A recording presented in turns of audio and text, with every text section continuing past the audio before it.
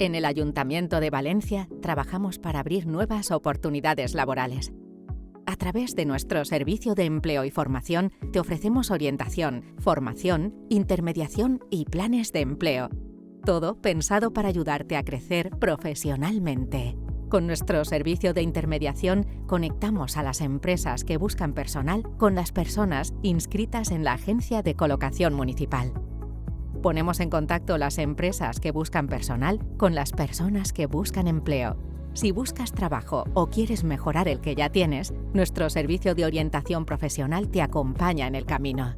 Combinamos atención individualizada con talleres grupales, trabajamos competencias digitales y realizamos acompañamiento laboral para que adaptes tu perfil al mercado actual, porque nuestro compromiso es acompañarte hasta que encuentres el trabajo que necesitas. La formación es la mejor herramienta para avanzar en tu carrera profesional.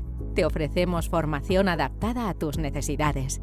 Por un lado, la formación reglada con certificados de profesionalidad de validez nacional y por otro, formación complementaria para mejorar tu empleabilidad con nuevas habilidades y competencias. Formarte te ayuda a crecer, a emprender y a diferenciarte en el mercado laboral.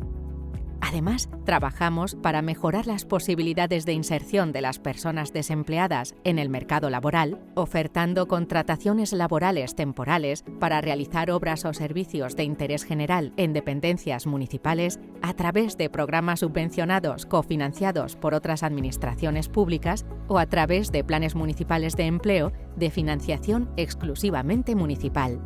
En el Servicio de Empleo y Formación del Ayuntamiento de Valencia estamos contigo en cada paso. Orientación, formación, intermediación y empleo. Porque tu futuro está en tus manos.